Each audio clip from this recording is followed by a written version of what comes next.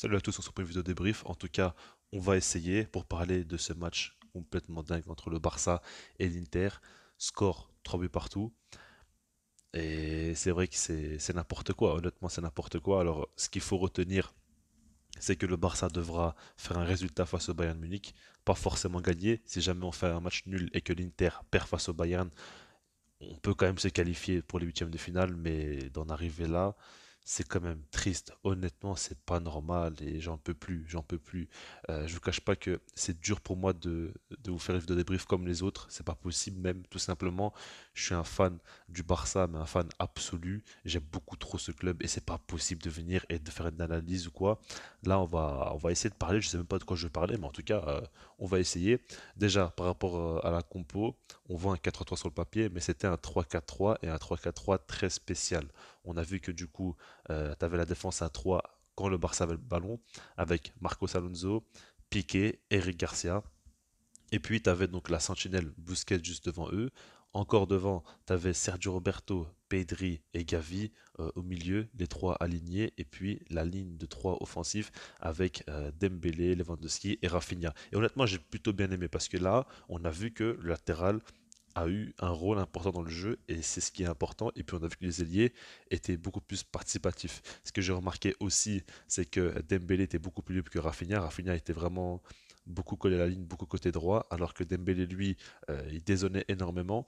Donc au niveau de l'animation, Xavi n'a pas forcément fait de mauvais choix. Je pense surtout que le mental de l'équipe a encore une fois flanché, et puis je pense surtout que les mêmes joueurs nous ont encore plombés. Et comme j'ai dit sur Twitter, c'est la 12 millième fois qu'ils nous plombent. Ça continue et ça continuera encore tant qu'ils sont sous contrat avec le Barça. Ces joueurs-là sont payés extrêmement cher. Si ils n'étaient pas payés aussi cher, on aurait pu faire venir d'autres joueurs comme par exemple Bernardo Silva, c'est ça qu'il faut se dire. Mais aujourd'hui, c'est exactement ces joueurs-là qui nous plombent. Je parle bien évidemment de Piqué et de Busquets. Dieu merci, Jordi Alba n'était pas titulaire. Mais on avait Piqué et Busquets. Et puis quand tu regardes le but de l'égalisation, Piqué est là à lever ses bras au ciel, à croire qu'il est en train de prier, je ne sais pas qu'est-ce qu'il fait, mais en tout cas, à cause de lui, le Barça encaisse parce qu'il est là à dire voilà, tout est sous contrôle, alors que pas du tout, hein, vraiment pas. Gavi, on voit qu'à un moment donné, il s'arrête un petit peu et puis il repart. Et puis surtout, il laisse filer le ballon alors qu'il aurait bien pu sauter et l'avoir. C'est catastrophique. Et puis le but juste après, c'est Busquets qui perd le ballon. Alors certes, Eric Garcia est cataclysmique sur l'action, sur le but de Lautaro où il y a 13 fois poteau. Mais Busquets, encore une fois, qui perd le ballon, au bout d'un moment, il a 122 ans. Pour rappel, pour ceux qui ne savent pas, il est quand même assez âgé, il est assez expérimenté. Et il fait encore et toujours les mêmes erreurs sous pression. Il baisse sa culotte. Mais au bout d'un moment, c'est plus possible, c'est plus acceptable. Après, je ne vais pas forcément dire que c'est que à cause d'eux.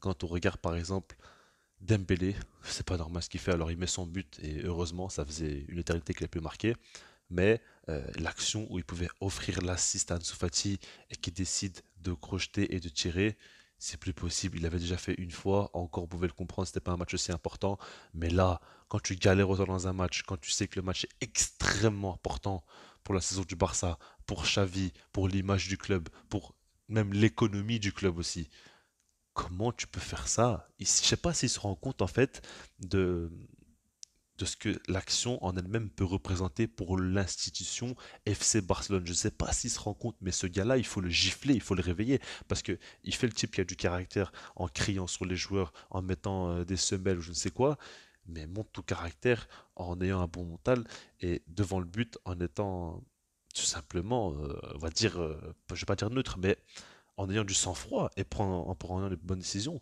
Et c'est pas ce qu'il fait. Donc c'est plus possible tout simplement parce qu'à ce moment-là, s'il y a but, l'Inter a le moral détruit. Et à chaque fois, on les remet dans le match, on les remet dans le match, on les remet dans le match. Il faut que Lewandowski fasse des miracles. Et vraiment, je tiens à ce que tout le monde dans les commentaires remercie Lewandowski. Quel homme! Quel homme! Moi, je vous dis maintenant, j'aime les Polonais. Je suis amoureux des Polonais. C'est pas possible, après tout ce qui se passe, d'être encore aussi motivé à haranguer les joueurs, à vraiment motiver les troupes. Ce gars-là est monstrueux. Il nous met deux buts extrêmement importants. Extrêmement importants. Son dernier but là, mais. Enfin, non, son premier but, mais le deuxième but du Barça, c'est la tête qu'il met avec la puissance, avec la rage, enfin c'est quelque chose quand même, c'est quelque chose. Et puis j'aimerais terminer par parler un peu des supporters.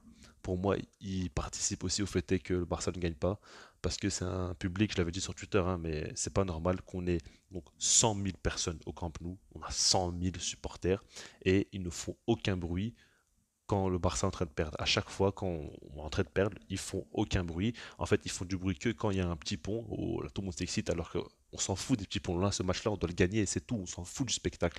Et puis, quand il y a un but, ils vont s'exciter. Mais sinon, quand on est en train de perdre quoi, ah, climatisation. Plus aucun bruit. Alors que, rappelez-vous, face au Bayern Munich, quand on les dominait et que le Bayern avait du mal dans ce match-là en première mi-temps, le public avait commencé à applaudir, à motiver, et puis c'est revenu petit à petit. Là, au Camp Nou, il n'y a pas ça, il n'y a pas d'ambiance, il n'y a pas un speaker qui met un peu le feu, il n'y a rien, il se passe rien dans ce stade pourri. Au bout d'un moment, il faut leur faire comprendre qu'ils ont la chance d'être dans un tel stade historique, de voir le Barça jouer.